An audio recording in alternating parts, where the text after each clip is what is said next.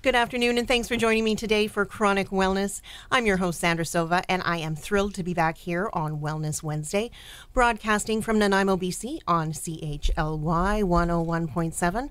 I'm here on the second Wednesday of each month when I take over the mic, and we talk about striving for and achieving ongoing chronic wellness.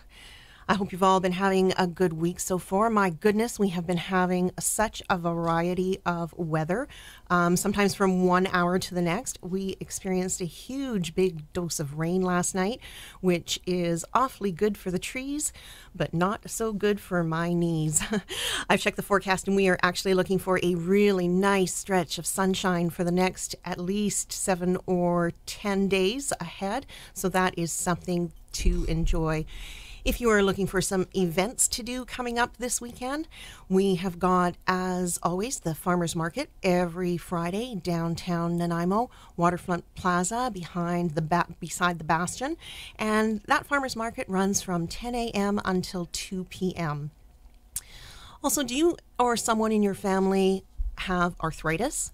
There is a free educational event taking place at the VIU Nanaimo campus this Saturday, June 16th, from 1 until 3:30. It is a program on lifestyle management with those with arthritis, focusing on exercise and nutrition, with presentations from a local rheumatologist, Dr. Allison Kidd, who happens to be my fabulous rheumatologist. There'll be a physiotherapist presentation as well as a holistic nutritionist.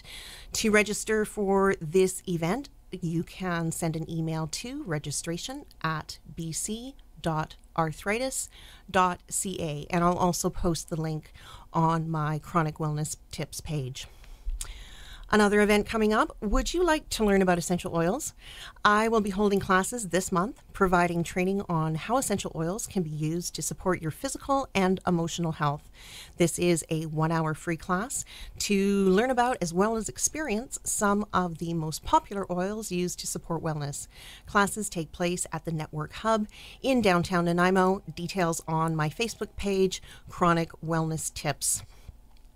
On the show today, we are going to be talking about what it means to be an advocate for your own health or someone else's. I'll be sharing my experiences this past month, which include daily tips to see my dad at the local Nanaimo Regional General Hospital, and how I took on the role of patient advocate during his stay.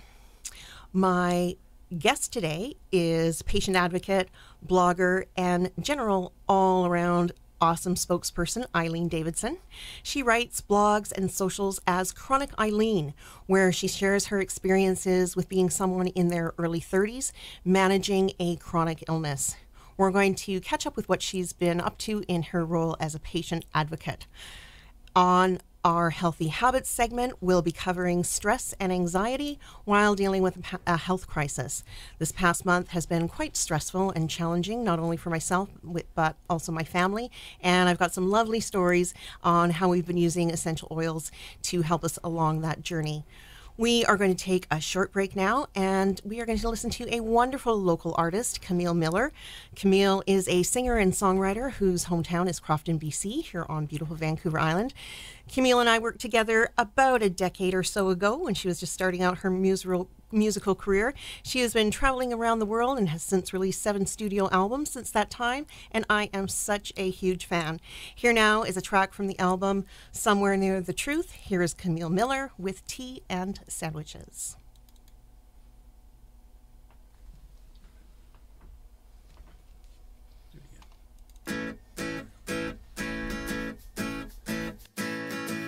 Shuffling my feet, hands in pockets deep. I didn't hear a word you said. A million miles away, with nothing good to say. I wish I could go back to bed.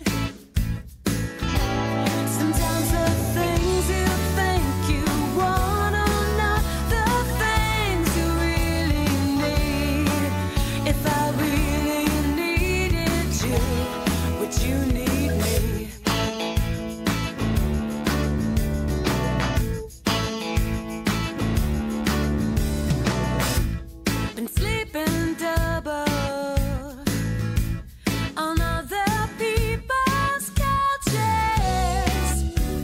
Try not to get in the way. Some destination this is. I put on my brave face and have my tea and sandwiches. Sometimes the things you think you want are not the things you really need. If I really needed you, would you need me? Sometimes the places that we see inside our dreams become a reality.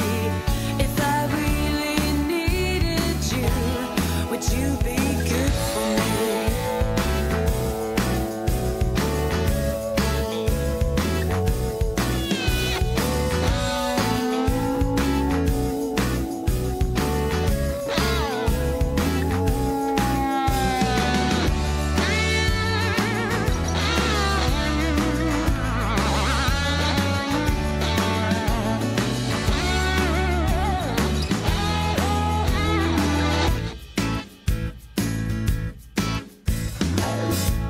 Shuffling my feet, hands in pockets deep. I didn't hear a word you said. A million miles away, with nothing good to say. I think I'll just go back to bed. Sometimes the things you think you want are not the things you really need. If I really needed you, would you need me? Sometimes the places that we see inside our dreams become a reality. If I really needed you, and you know how I need you. If I really needed you, would you be good for me? Would you be good for me? Would you be good for me? That was lovely. Welcome back to Chronic Wellness, part of Wellness Wednesdays here on CHLY. I'm your host, Sandra Silva, and I am really excited to introduce you to my guest today, Eileen Davidson. I first met Eileen online through her social media platforms where she writes as Chronic Eileen. We actually happened to share a couple of health issues and we're following each other on social media. We then had the pleasure of meeting in person earlier this year when we were both attending a patient advocacy forum. She is a blogger, a contributing writer for numerous health sites, an ambassador for the Arthritis Society, a patient advocate, and a single mom, to name just a few of the things that she's involved in. I love how she so accurately represents and is a strong voice for bringing awareness and education and conversations around invisible illness. Welcome to the show, Eileen. Well, I don't think I've ever had an intro like that before. Thank you so much for joining me. You are a busy lady with a lot of things on the go, and you live over in Vancouver, and so thanks for calling into Chronic Wellness. I understand that your blog has just celebrated its 1-year anniversary, and you've also been nominated for 7 WeGo Awards. Congratulations, that must feel amazing. Yeah, it does, especially since, like you said, it's only 1 year ago this month that I launched my blog, Chronic Eileen, just to kind of keep track of what I was doing with my patient advocacy as I introduced myself to the Arthritis Society. And I just had this mission to kind of create some awareness around arthritis and chronic illness. When you're doing such a good job with it, you were also, I understand, invited to be one of the top patient advocates chosen to go to a conference in Chicago recently. Tell me about that. That was probably one of the most amazing experiences I've had. I've always kind of had this little dream to be able to travel with my patient advocacy because most of what I've done is local. And I thought, well, it would be really cool to do it somewhere further away, and going to Chicago was the first time I've been able to do it. And there I got to meet 120 or so different other advocates for various different illnesses. They had about 40 different disease communities represented, and it was all paid for by Janssen & Janssen. And there was Healthline, there was Health Central, Twitter, and I believe it was YouTube or Google was there. My memory is kind of foggy. But they were just helping us online advocates kind of how to get our story out, build techniques, empower each other. It was just such a wonderful experience. Oh, it sounds fantastic. Why is being a patient advocate important, and what sort of issues does it bring to the forefront? It's actually taught me myself how to really manage my illnesses, living with rheumatoid arthritis, osteoarthritis, fibromyalgia, plus all the emotional challenges that come with that, and being a single mother. I was so confused at first, and I was like, what do I do? Because I was just placed on disability at the age of 29, and it took my self-worth away, not having anything to do anymore. I tried the odd little thing, but I just couldn't manage through the fatigue and parenthood, and it was being expensive working and trying to do your own business kind of thing. So I found patient advocacy, and it's just really helped me understand my own illness, helped other people, even helped some businesses understand arthritis better, and it's kind of just replaced something that I lost because I was put on disability. And you mentioned that you have rheumatoid arthritis, osteoarthritis. Those are the ones we share. You've also recently had a new diagnosis. Fibromyalgia. Okay, so that's a lot. And what are some of the challenges that you face having those chronic conditions? Well, one thing is, like, I can have one disease triggered, and then another one gets triggered, and then the other one gets triggered because, say, my back hurts, so I don't want to be active. So then my legs hurt because I'm not stretching enough. So it increases pain, it increases fatigue, it makes daily living a challenge, and sometimes it's hard to just kind of figure out what medications you need to treat all of these, and also the lifestyle changes and challenges that come up. I find particularly fatigue is probably my biggest challenge, especially being a single mother. The energy of a 5-year-old and all that I got going on do not match. No, I know. And so doing through a lot of the writings and the sharing that you do, I know what one of the things that I'm really drawn to is just how real you are about the struggles and the triumphs and the challenges and everything on a daily life. I think it's a subject that people don't always talk about. A lot of these things are often really very personal, and you can also by being someone who can share, hey, this is what it's like for me. It's not always easy, but here's what I'm doing. So it's I think I bet you get a lot of sort of a release of being able to even just to sometimes just get that stuff, your own thoughts, into words and put it out there.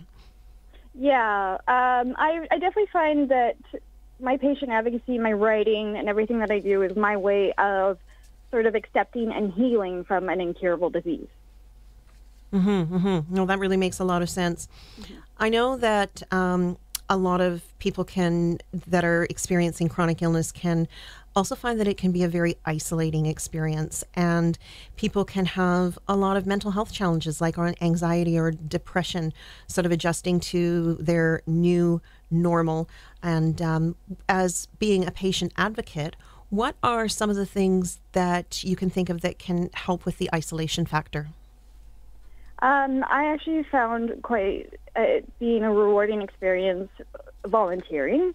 You will meet plenty of people that may have chronic illness or even the same disease as you, and they get it. And they could be a great person just to chat with when you're having a tough day, or you can look forward to go to a volunteer event with them, or you can just even make great friends that you will later see around. And then also they may be feeling quite alone themselves. So just knowing that two people can connect over something that could really make you feel isolated is rewarding enough. And then if you have the guts to do any writing or blogging or advocacy, it's really brought me a lot of joy in my life and kind of brought me out of my shell. And with being able to go traveling, and I've met so many amazing other advocates for so many different illnesses from all over the world, I don't feel as lonely as my chronic illness should be making me feel. That's wonderful. That's wonderful to hear. I know one of the things when having a chronic condition is that we often spend an awful lot of time at doctor appointments, and for some people that can be a little bit intimidating, and they don't always know how to have their voice.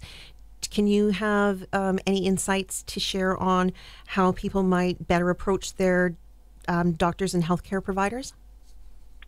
Don't expect one doctor to be your main one. I've discovered that going just to my rheumatologist isn't the best thing for just all of my illnesses.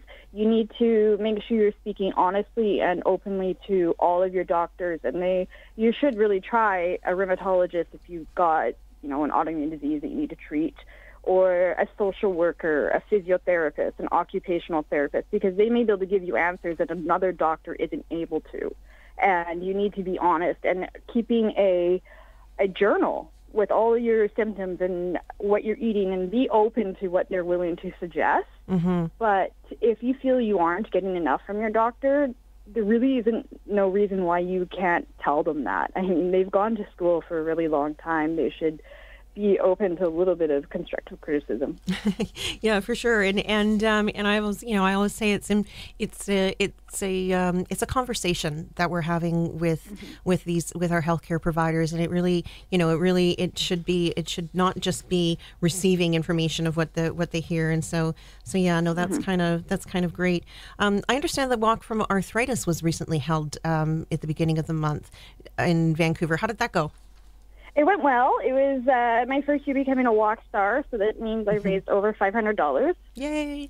Which it's really hard to actually raise money for charity these days. There's so much going on, and I'm really passionate about trying to raise money for arthritis because it is the number one cause of disability in North America. And I believe that there needs to be more awareness for it. So I believe the walk did very well. I wasn't totally involved with it this year because I was last year. They kind of have to switch it up each year, but I'm sure lots more in the future with them.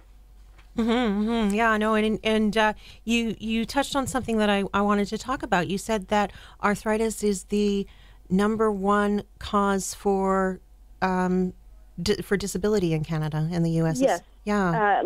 Long-term disability. And it is in Canada, America, actually North America as a whole. And arthritis itself actually affects about 6 million Canadians and about 54 million Americans. Wow. Yeah. No, it's not. It's definitely not just your grandparents' disease with aches and pains. It's there's so much more to that, and that's why what a lot of the stuff that you do, you really bring such awareness. I also love your photographs.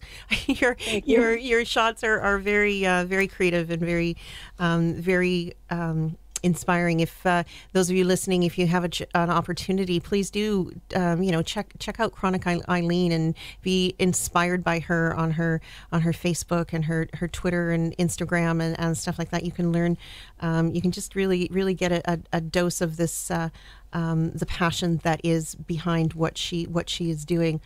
What sort of things do you wish that people had a better understanding of about either arthritis or just living with a chronic illness?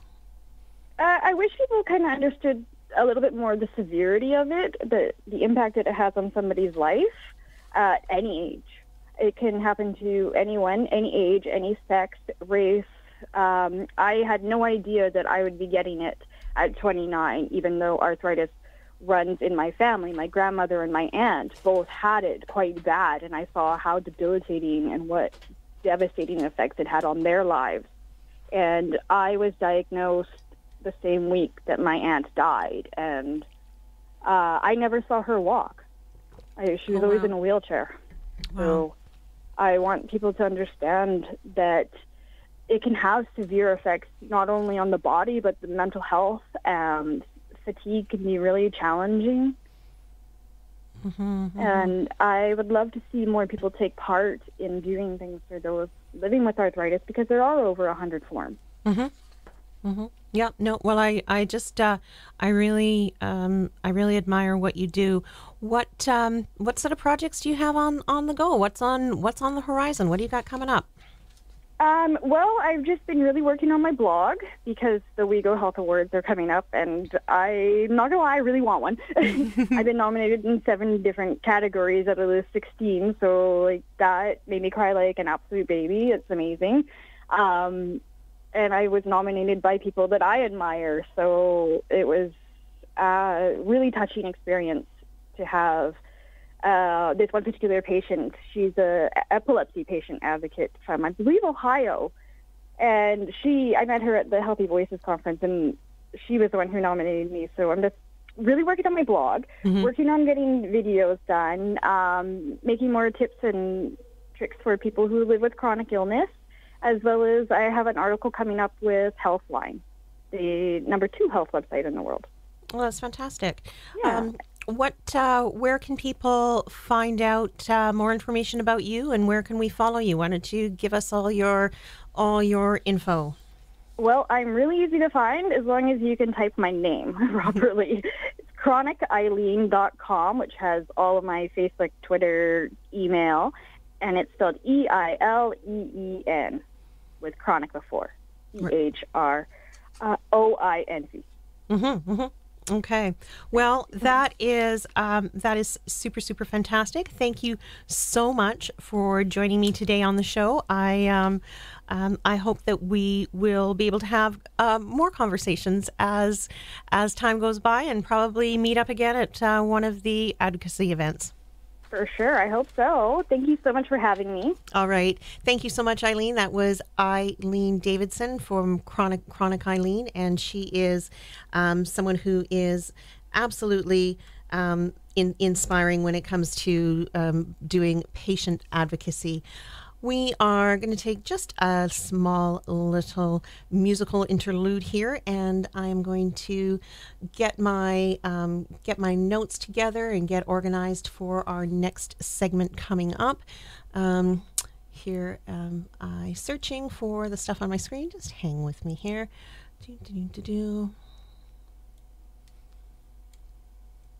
All right.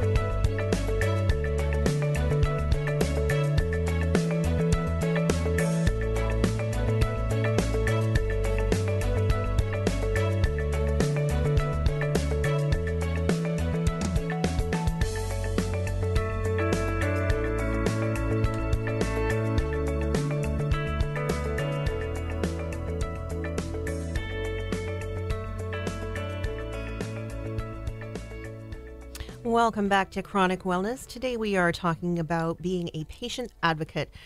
At the top of the show, I told you I was going to talk about my role as an advocate for my dad when he was recently in the hospital. My father, who is 90 years old, was in the hospital for almost the entire month of May, which in turn means that I was in the hospital for a lot of the month of May as well. And along with being a very senior gentleman, my father is also very hard of hearing.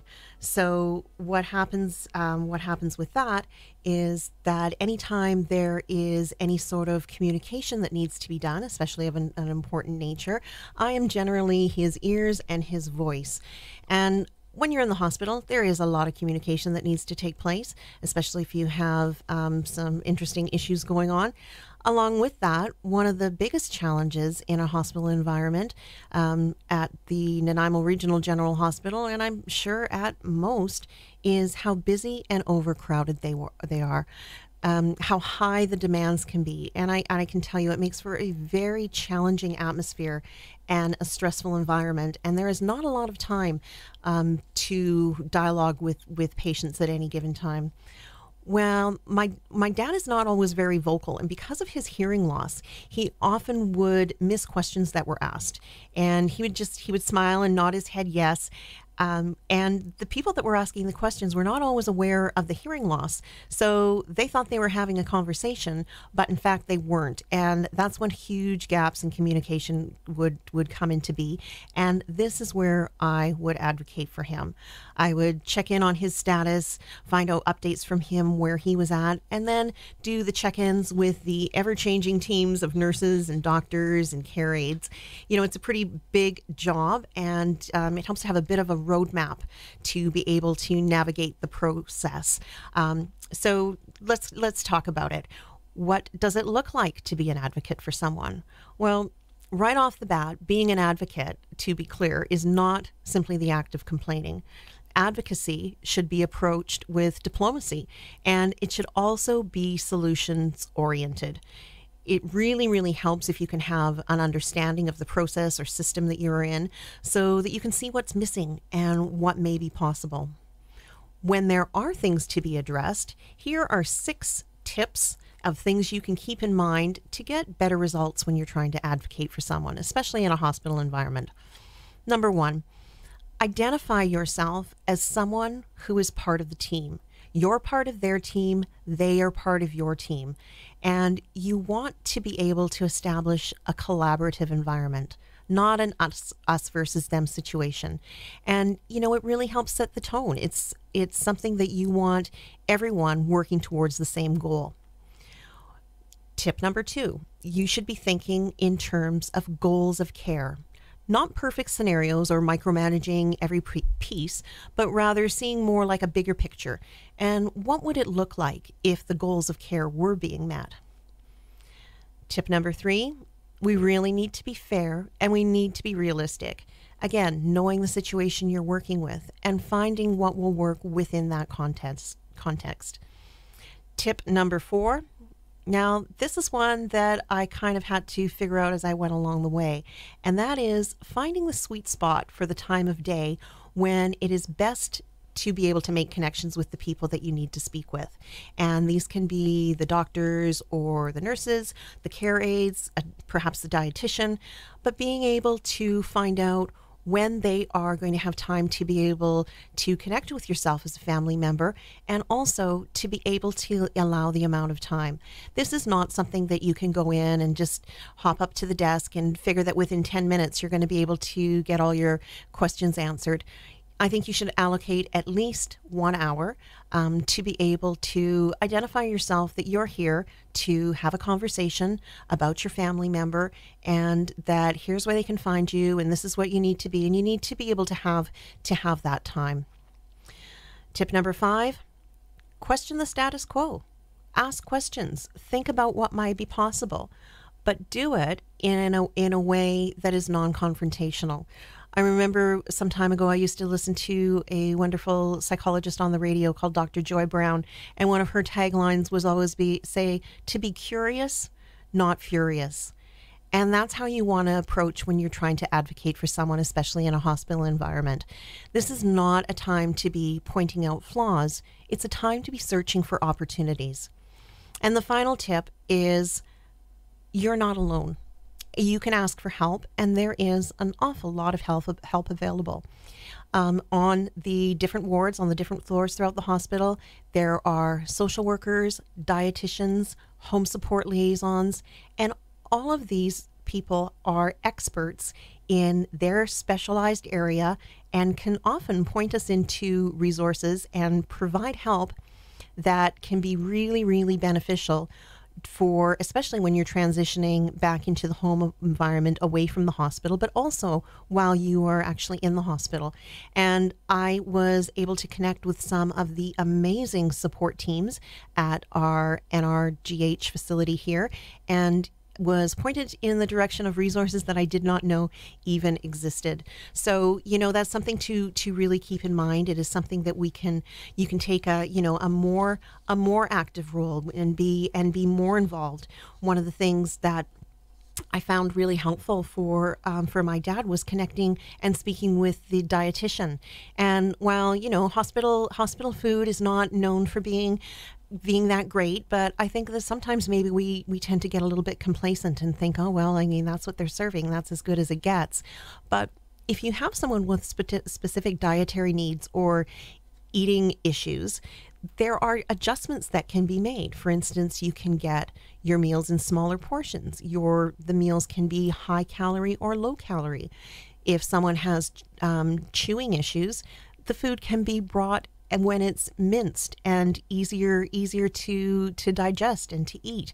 And so there's small little things, little tweaks and changes that can be made along the way, but it may seem small, but in the grand scheme of things, it is often the little things that make the biggest difference.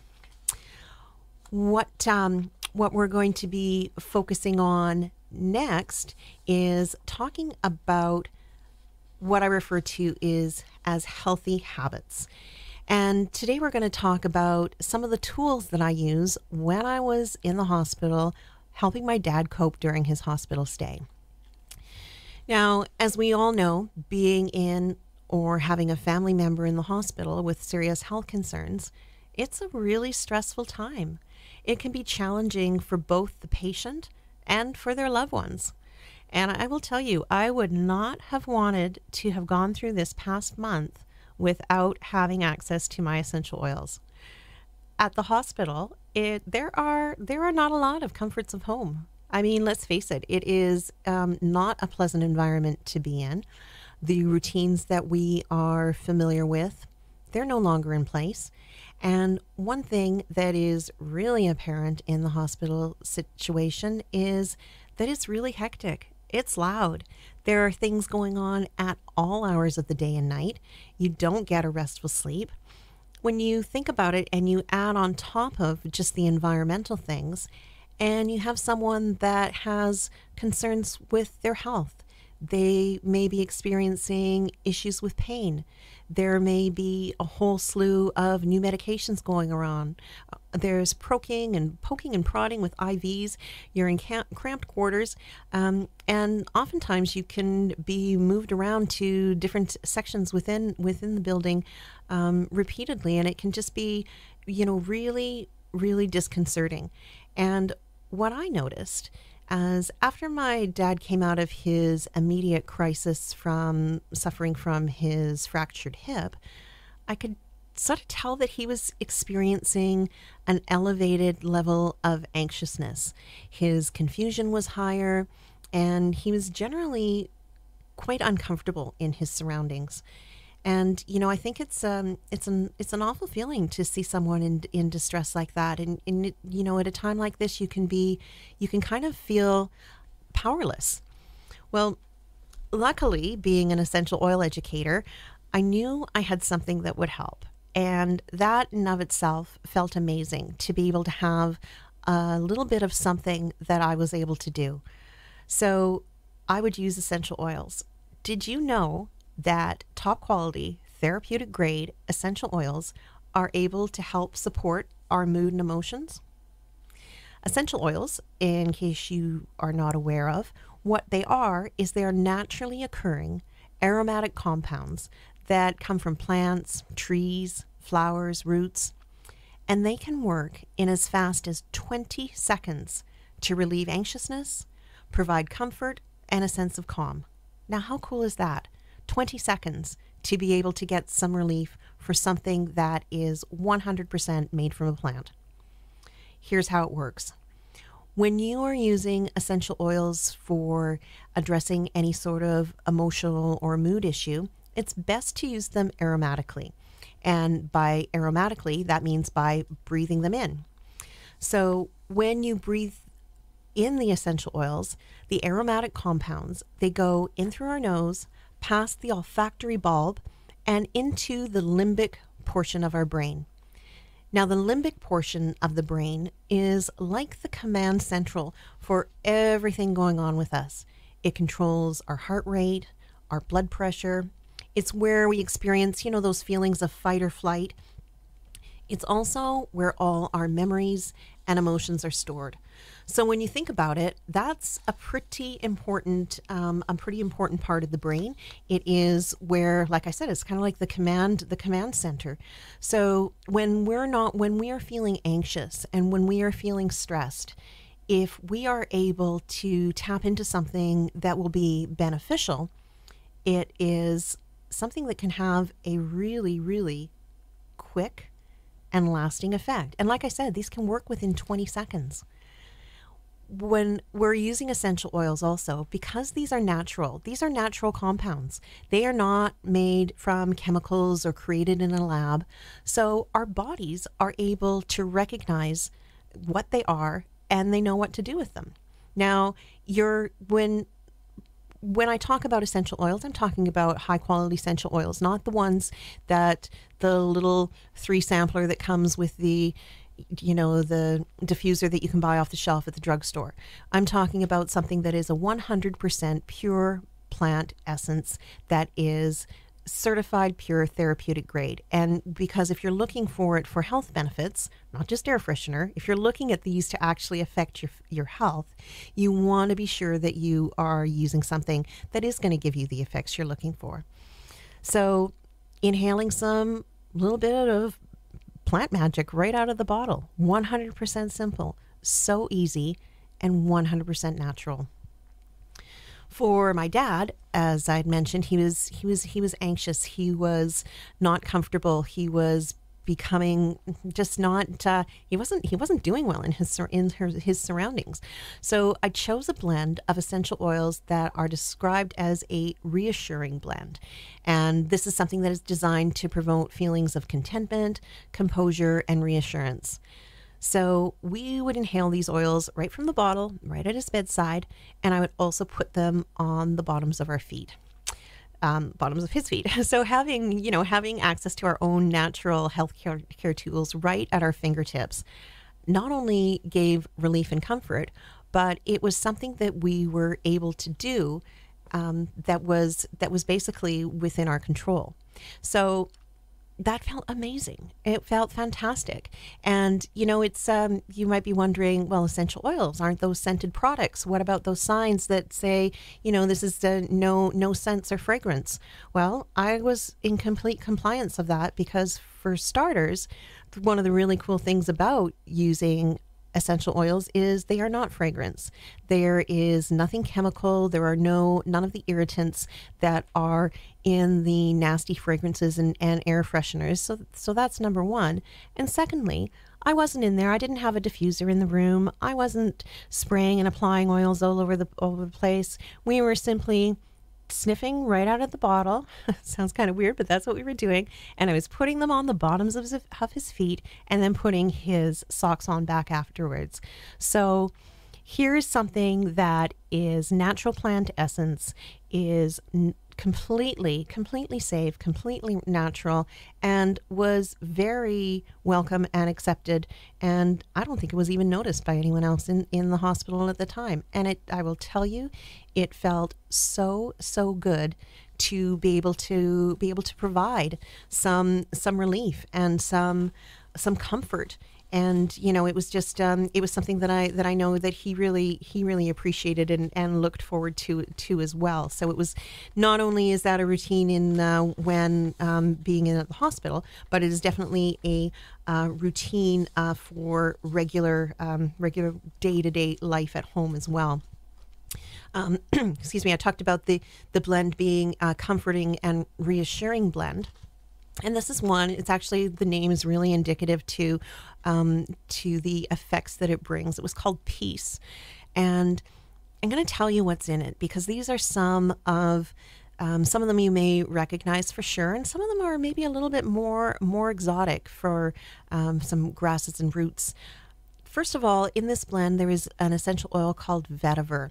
And vetiver comes from a grass with very, very deep roots.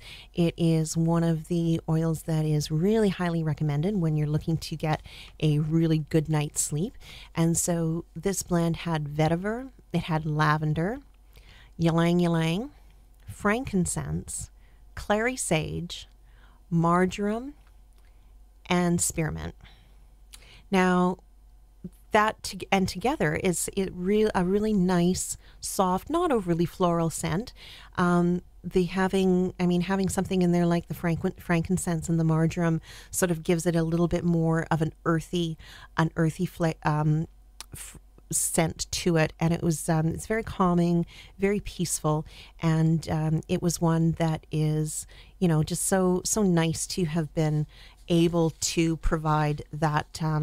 Just that sort of boost, and it's something that it's worth giving a try as well, because there's never any interactions with pharmaceuticals.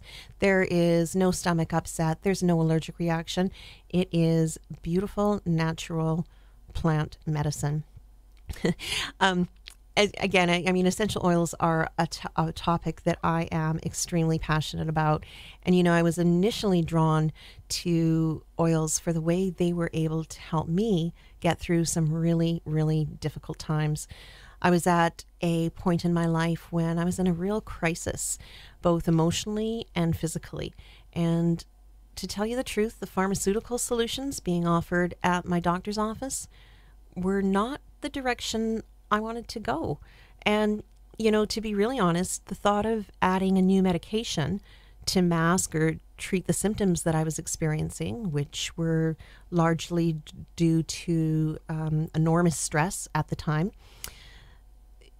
going the pharmaceutical route was something that I was not really interested in doing. And I was really terrified for the thought of becoming dependent on a pharmaceutical item. I mean, we hear so much about the slippery slope with addictions and the opioid crisis and all of the things there, and it wasn't where I wanted to go. And yet, I was experiencing real crisis. I was frustrated. I was angry, and that was when I was introduced to the benefits of using essential oils, initially to support my emotional wellness. This in turn would help support my physical health. And it was the start of a real shift on the outlook I took on my health and my entire approach to wellness. It also really helped to spark the interest in the desire and the commitment for self-care, because so many things are going on in our worlds at any given time. There is so much stress going on, and while some may be more affected by it than others, I know for myself personally, having anything that is an ongoing and a chronic stress situation, it wreaks havoc with my physical health as well. And as someone that has an autoimmune condition, it is not a good place to be. If my emotional health is not in check, my physical health will not be in check. It is, again, like I talk about all the time, it's the mind-body connection. It is one system, it is one process, and it is, so by treating and addressing your levels of stress, and like I've said before, none of us has the magic wand where we can eliminate the stress from our lives, but what we can do is take more of an active role in how we respond to that stress. And using essential oils is something that has been extremely, extremely beneficial for me. It is a journey that has really, literally given me my life back. And it's why I became an essential oil educator. Because, I know that my story is not at all unique. I've been meeting with so many people and talking to so many others that are searching for solutions. And being able to provide hope to someone that is suffering is why I do what I do. And it's just, it sounds like maybe it's simple and it's easy, and in a way it is, but there's education that goes along with that.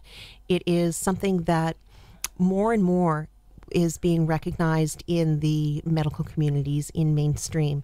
I mentioned that hospitals are using lavender essential oil pre and post surgery to help with their patients.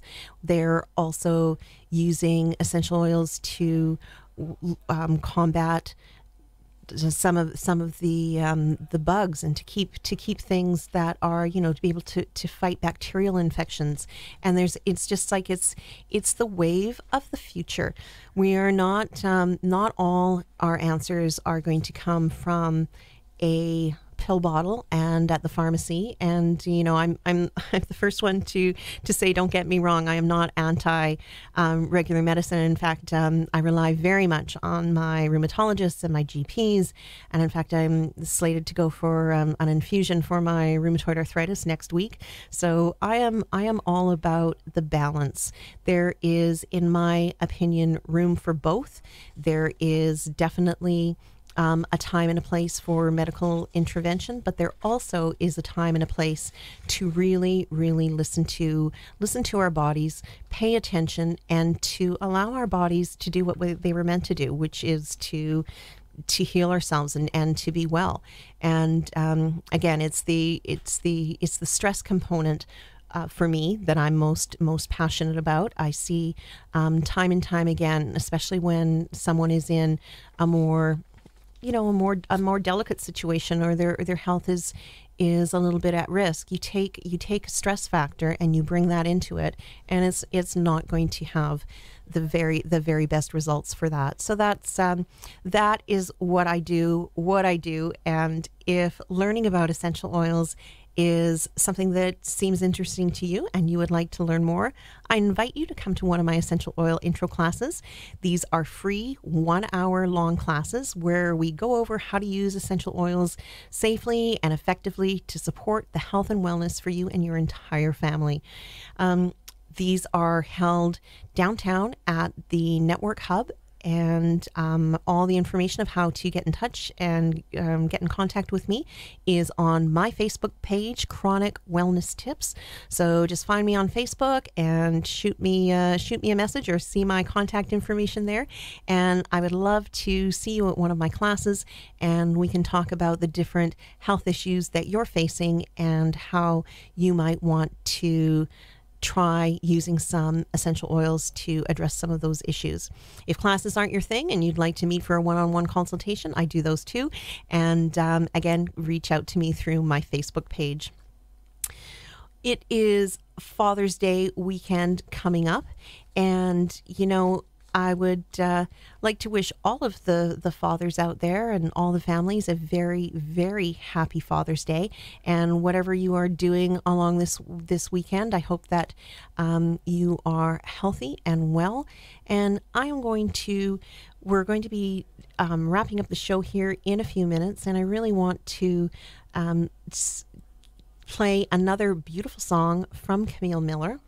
This is a song that I've been listening to, and the lyrics, when you listen to them, I'm sure you'll understand how they just really they spoke to me and touched my heart. It talks about taking care of the ones that once took care of you. So this is this show, and this song is dedicated to my dad. And here now is another track from Camille Miller's Somewhere Near the Truth album. Please enjoy listening to Carry You. Thanks everyone for tuning in. I will see you next time, and may we all be chronically well.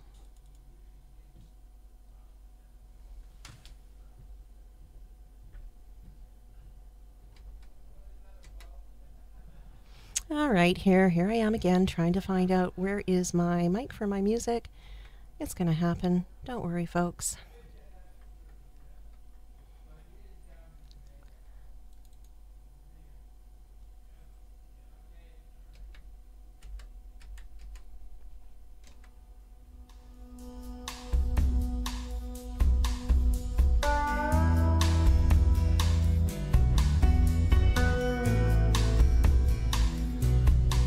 I've got a reason for living, a pocket full of change. You two remind me to never throw my life away. A strong standing family. I've got my mother's eyes, to fathers who love me. I never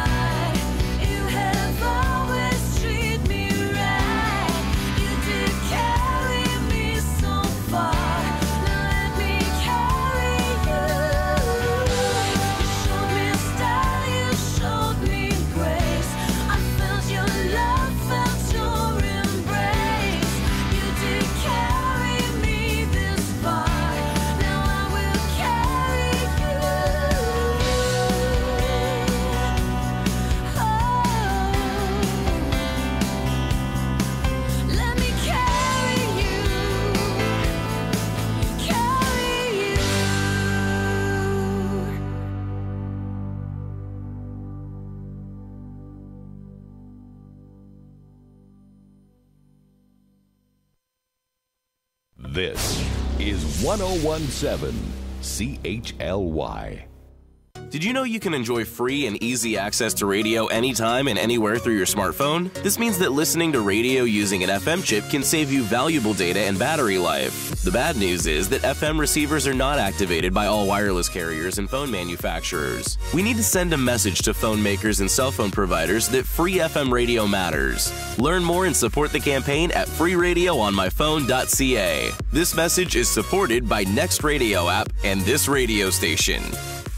Imagine being able to connect to the people and data that matter most in the places and times where traditional communications don't always work. Globalstar's 1700 is the ultimate lightweight and feature-rich handheld portable satellite phone for outdoor enthusiasts and remote workers. Using an optional installation kit, you can easily create a complete satellite phone system in your vehicle, vessel, or camp. Local hikers and world travelers can enjoy the crystal clear voice quality while checking in with their loved ones at home, and the lithium-ion battery provides 36 hours of standby or 4 hours of talk time for extended conversations. Companies can affordably and productively manage their business directly from remote work sites instead of spending costly travel time to reach areas of cellular service. Call suppliers and business partners to arrange shipments and provide updates from the field, or use the optional Globalstar Data Kit or Wi-Fi hotspot to send key information via email or internet to the head office. Globalstar products and plans are available from Island Communications Limited at 2540 Bowen Road in Nanaimo. Island Communications Limited and Sercom Electronics Limited, proudly keeping CHLY on the air for over 15 years. You're listening to CHLY 101.7 FM from Nanaimo. Remember, you heard it and danced to it a long time ago. Now's your chance to remember how radio used to be. Welcome to Wednesday.